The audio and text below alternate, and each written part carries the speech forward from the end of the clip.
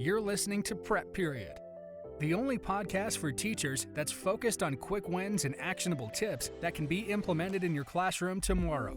Prep Period starts in 3, 2, 1. All right, so welcome to the Prep Period podcast. My name is Brian Bean. I'm going to be your host today. And in this episode, we're going to discuss 3 magic bullets for classroom management. Okay, now, these things are they're gonna make your life simpler. They're going to help it become a lot more stress-free as a teacher, and they're really going to enhance your relationship with students. So we're going to talk about the one sentence that you should say every day, the one question that you should ask before making any rule or policy. And then we're also going to talk about the one magic question that's going to solve pretty much any discipline problem that you might encounter, right? And all this is going to come from our guest. His name is Jay Adams. He's the head of Edgewood Academy in Alabama. So welcome, Jay. First things first, let's get our listeners a little bit more familiar with you. So Jay Adams has been a teacher since 2000, certified in English, math, and science. So I'm a little disappointed PE's not in there. I mean, we got everything else covered, right? Well, I've coached, just never got the certification. All right, close enough then, right? He continues to teach 2 classes while at the helm of Edgewood Academy, because life doesn't make sense when he doesn't have a classroom. Okay, so in that, you say continues to teach 2 classes. What else do you do besides teaching? I actually last year took the position as head of school here at Edgewood. So well, there you go. Congratulations. Thank you. I like it. Okay, so I got to admit, of all these podcast interviews I've done so far, the premise of yours really intrigued me. I like this concept of 3 magic bullets, and as I was reading through them, I was like, man, where were you 15 years ago when I started my education career? So I want to dive right in and just really kind of flesh these out. So your first magic bullet says, what is the one thing you should say before every class? What is that, Jay? And I'm not perfect on this because life's busy, but I try really intentionally to open every class with almost the same sentence, which is, thank you for being here. I know you didn't have to be. Now, wait a second. Thank you for being here. I know you didn't have to be. So let's flesh that one out a little bit. I know you didn't have to be. Why on earth would you tell your students that? Well, it's not accurate. Let's start with, I know I'm lying when I say it, and they know I'm lying when I say it, which is part of what catches their attention. In reality, in every state, there are compulsory education laws that tell them they do have to be there for 95% of them. But the fact that the state, people break laws all the time, and there's plenty of ways to get out of school.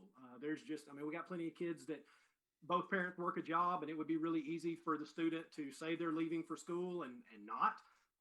It's not that difficult to figure out a way to get a medical excuse, to get a doctor's excuse, to come up with some reason to not be there. And even more tellingly, it's pretty easy to show up in body, but not be there in spirit. And to sort of be the truth.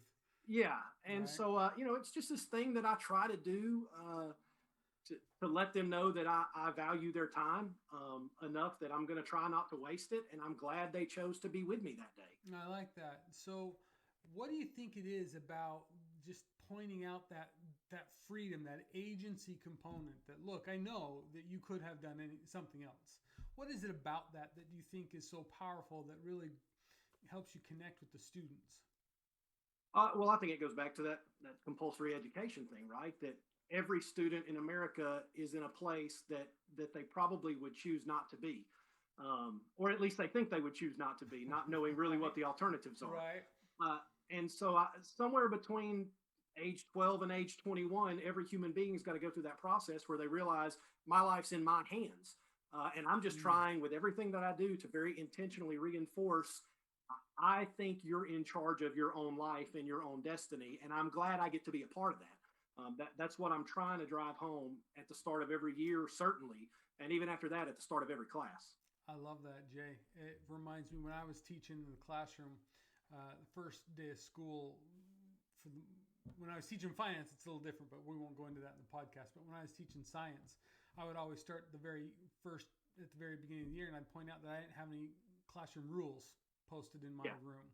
I didn't have any, and I wanted to make a note of that my students recognize that Mr. Bean doesn't have rules. And we talked about, well, why not? And I said, because, I'm teaching seniors. At this point in time, you've been through enough school, you know it's going to get you in trouble. Yeah. So, because I realized that students, more than anything, they just want to be treated like adults. Oh, absolutely. Right? And so I think what you've touched on here really, it points that same concept. And now that you've explained it, and it makes so much sense to me that would really kind of give that student that confidence at the beginning of the class that this is a teacher that gets me. This is a teacher that understands where I'm coming from. Have you found that has helped you build that rapport, that connection early on? Yeah. I mean, it's, there are no magic bullets. There is no one sentence that solves everything. And don't say that, because we started this whole thing off saying magic bullets. Yeah, but, sometimes you got to strategically lie. Some kids are bulletproof. How about that? Yeah. And, I think it does, especially right off the start of the year with students who are new to the school, with transfer students who are new to my classroom, who don't know Coach Adams yet and don't understand that he's a little bit different. It's sort of a wake-up call right off the bat. And as you go through the year, it's funny. If I forget, they'll remind me, hey, Coach, did you forget to thank us today? Yeah, guys, I'm sorry. Thank you for being awesome. Here. I know you didn't have to be. That's fantastic.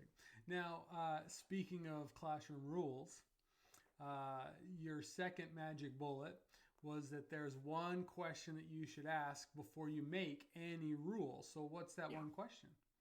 I've got to where I frame every, and I don't like to talk about rules as much as I like to talk about policies, but I've got to where I frame everything with the question, the behavior I'm trying to solve, is this immoral, is this irrational, or is this inconvenient?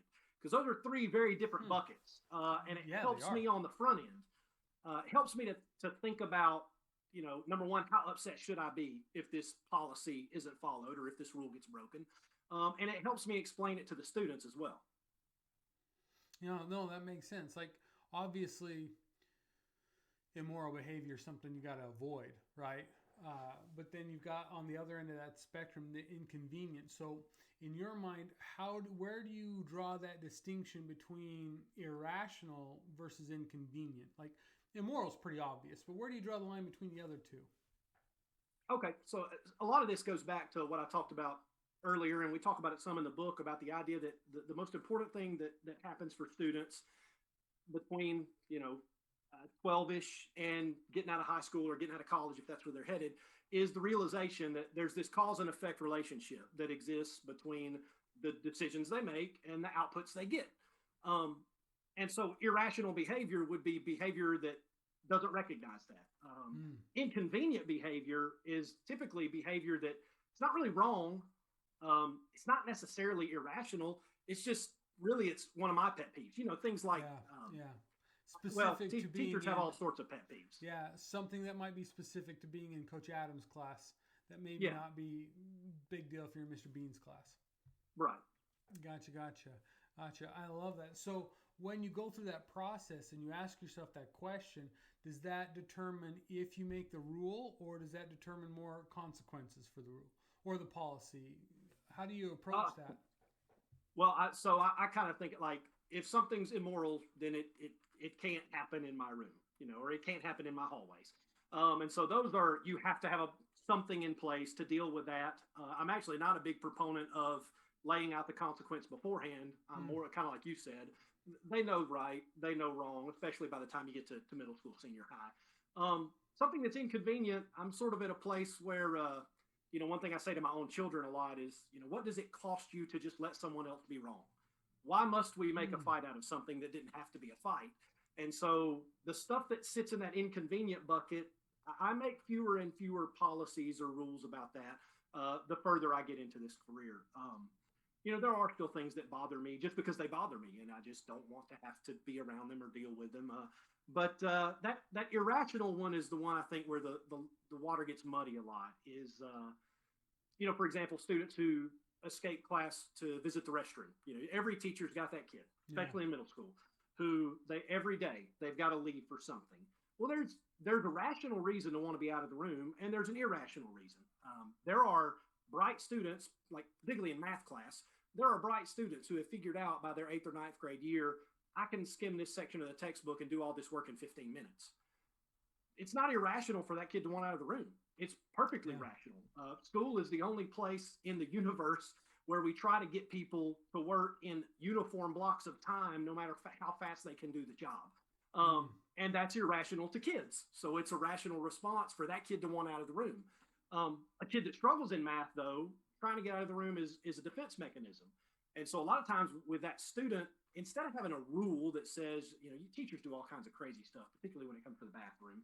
You can only leave the classroom X times per quarter or for a certain amount of time at a time. Yeah. There's all kinds of stuff. I've just made the decision. I'm never going to tell a kid he can't go to the bathroom. Instead, what I'm going to do is at some point explain to him, look, you leave class to go to the bathroom for 10 minutes a day. That's 50 minutes a week. You're missing a full class of geometry every single week. Every week. Do you think I could, I love Breaking Bad, I think is the greatest television show that's ever been recorded. Back when I was teaching more often, I use this example a lot. Which I'm guessing you don't show in the classroom to the students. No, I have a class spec'd out with Breaking Bad and Macbeth, but I haven't been able to teach it yet. And let's just throw the disclaimer out there that this is not a model of career choice that we would recommend for any science teacher out there. But I'll explain to a student, do you think I could skip every 5th episode of a TV show and keep up with what's going on? And obviously, that's good. I like that. Obviously you couldn't, but when you skip 10 minutes of geometry a day, even for a really good reason, you're quickly going to find yourself behind. Oh, I like that. I love that concept. Okay, the one I've been waiting for. The magic question to solve practically any discipline problem, which I'm excited for because I've got 3 teenage boys at home. So let's hear it. I like to ask the simple question with as little emotion as I can get in my voice. What do you think is going to happen next? And I will pair that with how would you like to solve this problem? And those 2 questions taken together solve almost everything so far. Interesting. So kind of giving them this predictive, what do you foresee is going to happen next? So why do you think that's so powerful? Why does that work so well with students? Well, I mean, again, I'm modeling agency to the student. Like I'm letting you predict what's going to happen next. I'm not coming off the top rope with my elbow. I'm not screaming. If you could tell young teachers to take anything out of the toolbox, yelling is at the top of the list. It is just it's ineffective. It is an easy Band-Aid that creates huge wounds later on. And so by asking, what do you think will happen next? I haven't yelled. I haven't really even said what's wrong. I just have asked, what do you think is going to happen next? And you tend to get some pretty standard responses. You'll get kids who will say nothing. And the answer to that is, well, I wouldn't have stopped to ask you the question. Why are we having this conversation? Yeah. And then it's really easy. It's not going to be nothing. But since you don't have an idea, how about I propose an idea? Here's what's going to happen next if behavior X keeps going. And I should say, a big chunk of this I've modified or stolen outright from Jim Fay's Teaching with Love and Logic model, which is a book that changed my career. And, you're not supposed to plug other books while you're talking about your own. But I will tell you, that's I buy a copy for every new teacher I hire. It's also non-confrontational. Students walk into classrooms, particularly in middle school world, predisposed to believe that the student-teacher relationship is adversarial by default. And everything you can do to peel that off is a win. Anything you can do to get them to understand, I am on your side, I am not against you. And so I've just sort of worked toward finding ways to address classroom issues that are as neutral and non-confrontational as I can possibly make them. Because again, it comes back to that rational thing. I'm trying to demonstrate to students, you're going to get a reaction out of the people around you that is connected to the choices, the behavioral choices you made as inputs. And so And I'm just trying to drive that home. Like, we're at a decision point. What do you think will happen if you continue to do X, Y, Z? Yeah. Can you think of any particular experiences or stories of one where a student had a response that really stood out to you, where you're like, man, this worked better than I expected?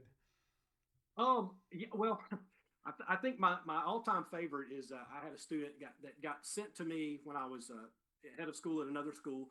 Got sent to my office, and it was typical. I mean, it was just, complete refusal to stop just talking out of turn. It wasn't anything terrible. It was just, no matter how many times the teacher asked, no matter how many behavioral stuff, no matter how much behavioral modification stuff she tried, nothing was working. She finally just got frustrated and sent him to me. And so I went into my standard script of, what do you think's going to happen next? And he said, I don't know, I guess I'm going to get suspended or something. Well, no, I'm not going to suspend you. How would you like to solve this problem? How would you solve this problem? And his response, because he has no script for this at all, none. He came expecting to get yelled at, and somebody else is going to do the hard thinking for him. But again, going back to something I learned from reading Jim Fay, you force the student to own the problem. I'm not ever going to own your problem for you. This is your problem. You built this, so you get to think about how we're going to fix it. And of course, he said, I don't know how I'm going to fix it. And I said, I'm really busy. I'm inventing work just so he thinks I'm really busy. But yeah, I got a lot to do. I got to run some copies. I got 14 things going on. Here's a legal pad and a pen. Why don't you start brainstorming? I'll be back in 20 minutes. So off I go. 20 minutes later, I come back. He's sitting there. He has no idea what's happened. He is so confused. He doesn't even know if he's in trouble or not, because I've been cheery. I'm not upset. He didn't do anything to me. And I told him that, it's like, I'm not mad at you. I just want you to figure this out. So, you got anything? Coach, I don't even know what you want from me. It's okay. Well, I'm fully confident in your abilities as a bright young man to solve this problem that you have with your teacher. So I got to go grab some lunch. I'll be back in 25 minutes. So off I go. The whole time the teacher's problem is solved. He's not in class. It took him an hour and 44 minutes of me periodically checking in to write on the legal pad, I guess I should apologize, ? At which point I signed it and said, that sounds like a great plan. Go find her and apologize. Let me know how it works out for you. And, it really is, I think the more every kid in trouble is running a script in their head. Yeah. And the more you can ask questions that short circuit that script of, I do a bad thing, I get yelled at, I'm embarrassed because I got yelled at in front of my friends, so I've got to demonstrate that I didn't care that much anyway, so then you got to throw me out of class. The earlier and the more effectively you can short circuit that script and get them back in the world of, there is a rational way to solve your problem that involves clear cause and effect and behavioral choices, the less stress teachers and administrators and students all feel. Yeah. And what happens when the kid's mom calls me later and she's, did you really let him sit out of class for an hour and 44 minutes? Well, I did. I asked him to solve the problem. I can't help that it took him an hour and a half to figure out he should apologize. It's not on me. And when you express it that way to a parent, 95% of them get it. Yeah. No, I like it. I like it. So just in a quick recap, so the one thing you should say before every class is thank you for being here. I know you had other options. The one question you should ask before making any kind of policy in class is, ask yourself whether or not the behavior you're trying to stop is immoral, irrational, or just simply inconvenient, and then kind of go from there. And then that magic question for any discipline problem is you kind of give them that opportunity to figure out, okay, what's going to happen? What do you think is going to happen next? And how would you suggest we solve this problem? I love it. When you look at the theme of all of those, there's a central theme of personal accountability. There's a central theme of agency, empowering your student.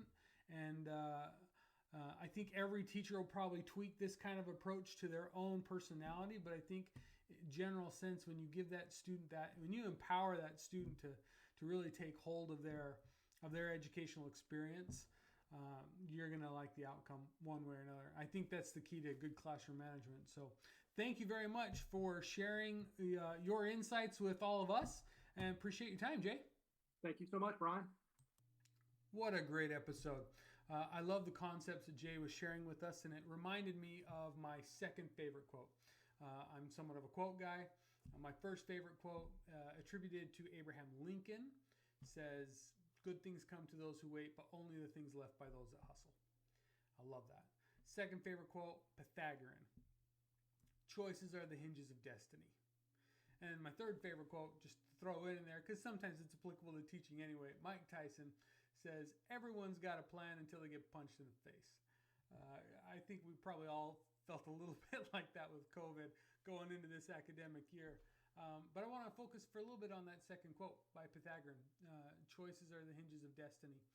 I think Jay's hit the nail on the head when it comes to classroom management, building rapport with students.